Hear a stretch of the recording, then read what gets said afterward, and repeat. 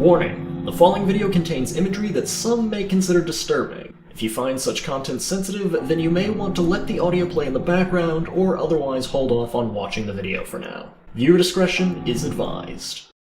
You can really tell the quality and influence of a video game or series of video games by the passion expressed by its fans. It can be an outlet as simple as a positive review on Steam or a long thread of Twitter posts sharing a few people's thoughts, or maybe something more dedicated, like a piece of fan art or a discussion piece on YouTube. But some might even be unsatisfied with that, taking their passion and love to another level entirely by programming their own projects inspired by the games they admire. Fan-created mods, remakes, and spiritual successors to existing video games walk a pretty thin tightrope when it comes to quality. It's not easy trying to capture the original feeling of the game being used as a muse, nor is it easy trying to give the fan-made project an identity of its own. After all, for every project that manages to cross this tightrope, like Pirate Doom, Pokemon Uranium Version, and Black Mesa, you also get projects that fall into the crevice below, like Mario Cars 2 64.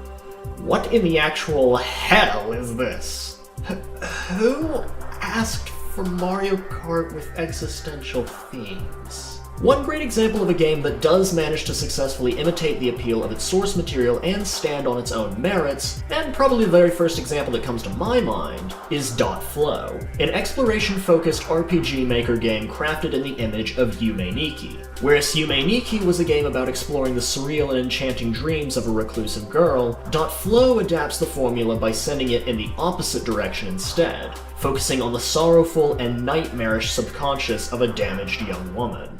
Similar to Yume Nikki, .Flow is the product of a lone creator operating under an alias.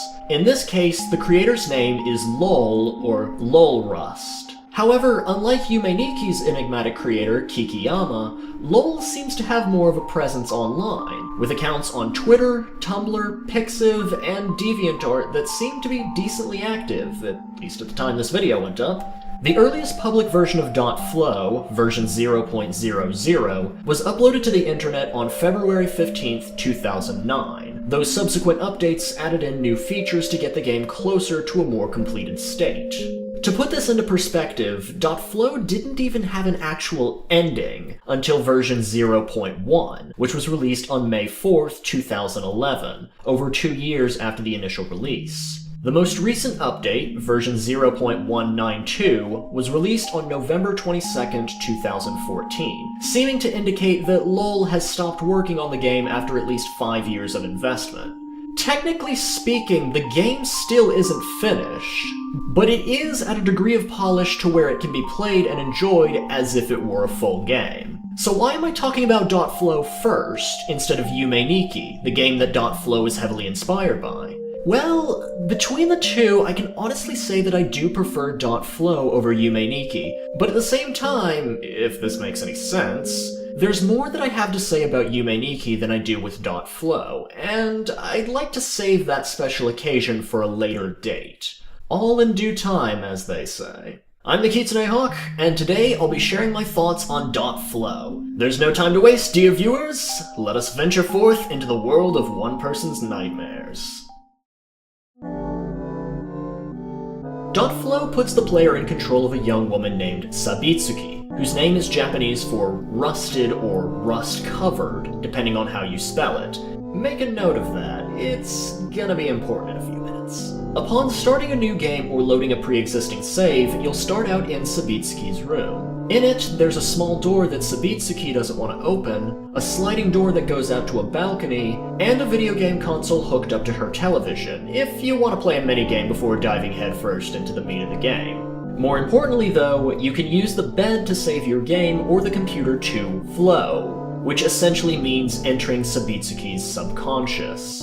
After entering Flow, Sabitsuki can exit through the door to her room, leading her to a nexus with 4 exits, one in each cardinal direction. Each of these exits leads to a different world, home to several doorways that lead to even more worlds that exist between the 4 that you can enter from the start.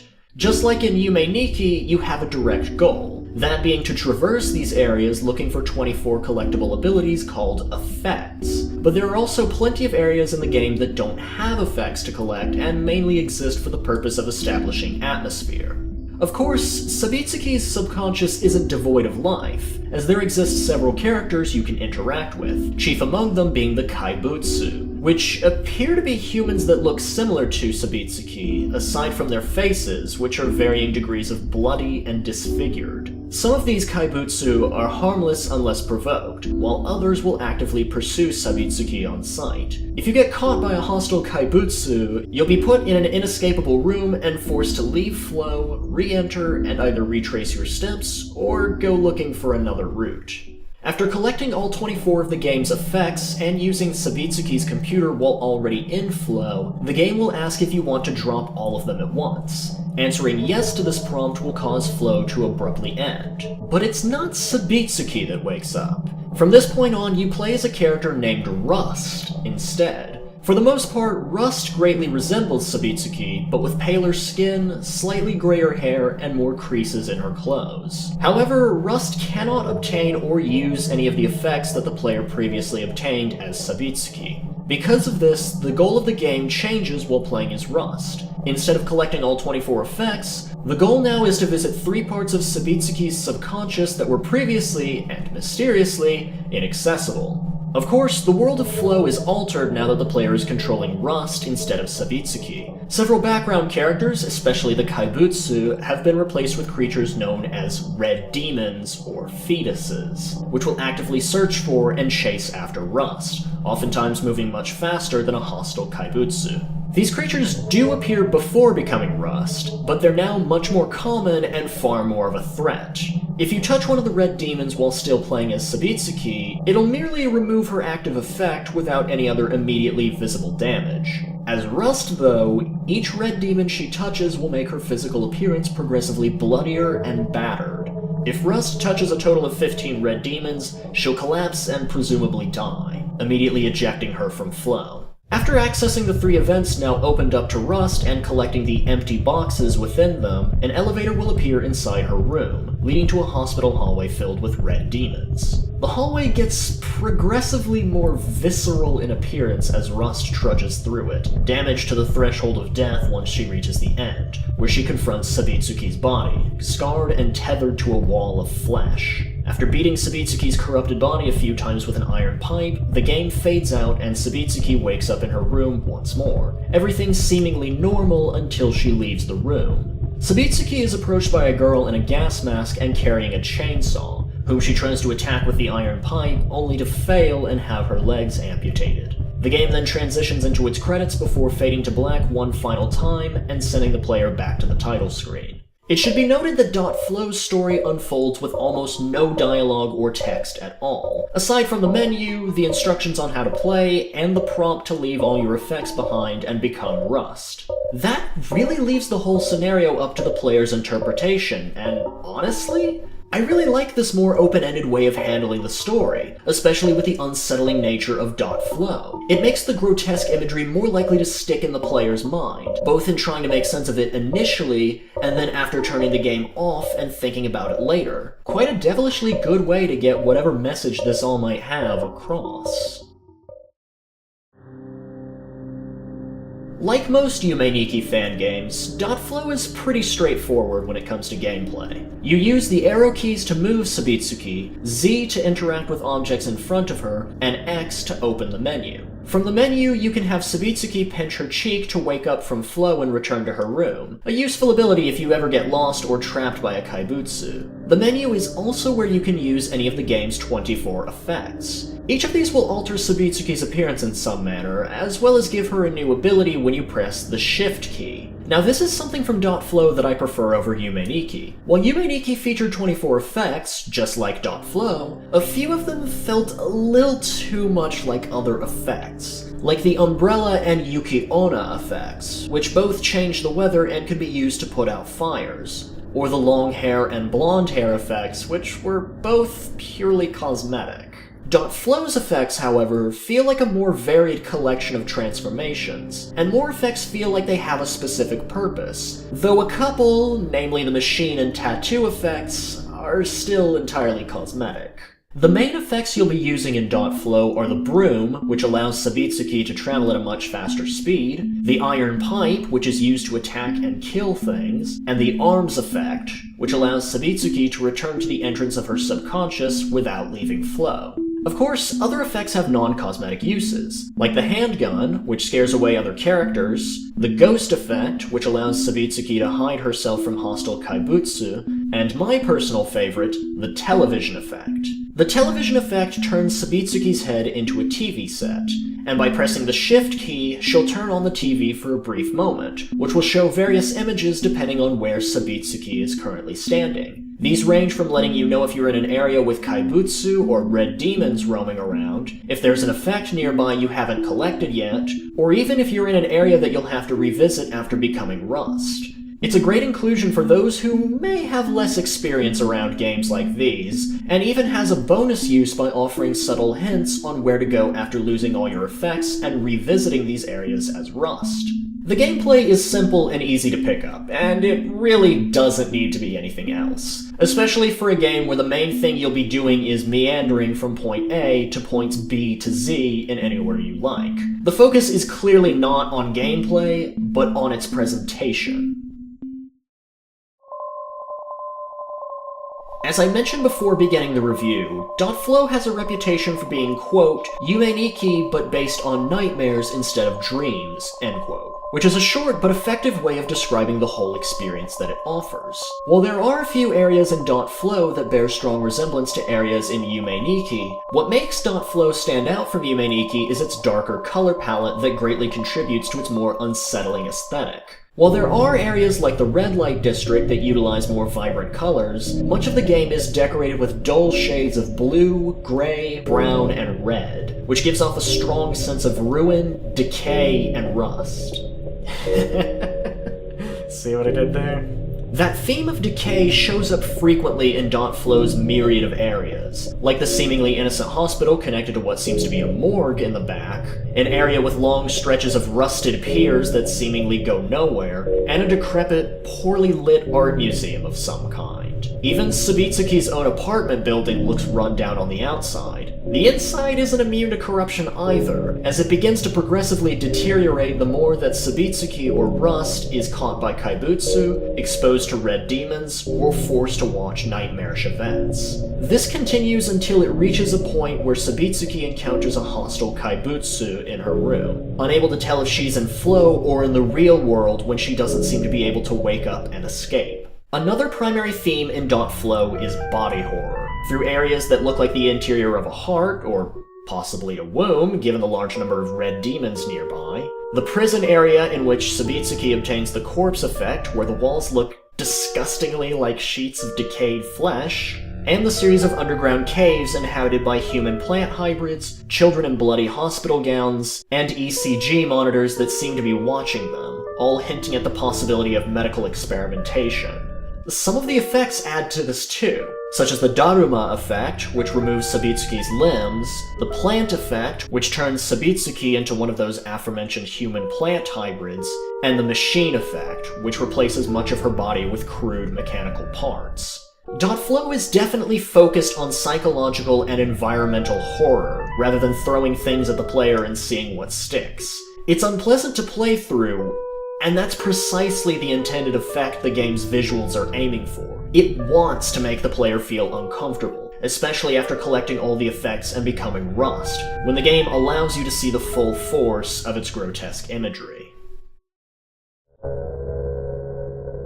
If there's a single word that best describes the soundtrack to .flow, it's grit. Much of the music sounds like it's been put through a filter or had static added to it to create a more unsettling sound, especially when combined with the extensive use of dissonance. Nearly every song in the game is a short loop, usually fewer than 10 seconds long. In most cases, this turns the background music into more of a droning ambience, and you can usually get a sense at how the game wants you to feel in each area by how the music sounds. It's not all eerie static and dissonant tones either. My favorite area in the game is the small maze where Sabitsuki can interact with a group of germ-looking objects that allow her to walk over the gaps between platforms until she interacts with them again. There's also an abandoned industrial complex blanketed in snow, which I'm oddly quite fond of. The music in both of these locations sounds more melancholy than the norm, which generally tries to set a sense of unease or fear instead. Here are a couple of comparisons, to see if you get what I mean.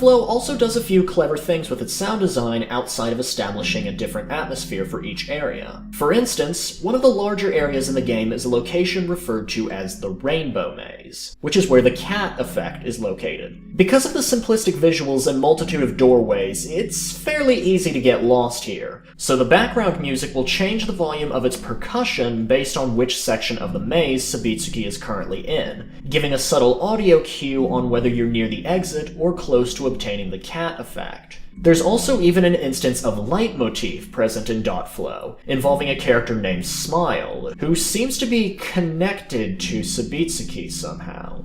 Smile appears several times within Sabitsuki's subconscious, especially around the school-themed area, and whenever he's nearby, that simple melody of his will be hauntingly ringing in the background. Another point of musical interest is a little town hidden away in the underwater world inhabited by these strange, glowing, meteor, squid people. I don't know what the heck these things actually are, but they can play one really mean bass solo, and I could listen to them for quite a while. Overall, the soundtrack to .flow really isn't anything I'd be pining to listen to at a moment's notice. But within the game itself, it gets the job done on emphasizing how each area you come across is supposed to make you feel, working in tandem with the visuals in order to accomplish this, whether it wants you to feel sad, disturbed, or ready to nope right out of the place. And that about covers .flow, how I feel about it, and what I like about it. It's a great example of how to make a spiritual successor type game inspired by an existing work, while also achieving a careful balance of following in the muse's footsteps and establishing its own identity. You can really tell which parts of .flow were Lowell's efforts to branch out from Yumeniki's standard of content, as well as areas where you can see him making callbacks to his source of inspiration and keeping in what's truly necessary. Yet at the same time, there are ways that I think Lowell and his work on .flow actually surpassed Kikiyama's work on Yumeniki. The selection of effects at Sabitsuki's disposal has fewer instances of abilities that seem too similar to others. The addition of a second chapter where you play as Rust to explore previously inaccessible areas helps refresh the gameplay just a little bit after spending so much time locating the 24 effects. And as more of a personal preference, I like .flow's use of darker imagery over Yumeniki's surrealist imagery. To me, it felt like most of Yumeniki's areas were throwing various ideas at a wall to see what did and didn't stick, whereas .flow, in comparison, seemed to have a much better idea of how to get its themes across. For a game with such a simple premise, there's actually a lot about .flow I can't bring up in detail within just one review. And because of how open-ended the game is with its deeper meanings, it's really the kind of thing different people are bound to get different feelings out of. It's a weird thing to suggest, since I'm recommending a game whose main intention is making the player feel uncomfortable to some degree, but I do think it's best to try the game on your own time. I'll even include a link to the wiki for .flow in the description. They have download links for most versions of the game, including some that have already been patched from Japanese to English. And for those of you who have already played .flow, I'd be more than happy to know what you thought of the game, if you'd like to type it out in the comments section below. Until then, see you next review!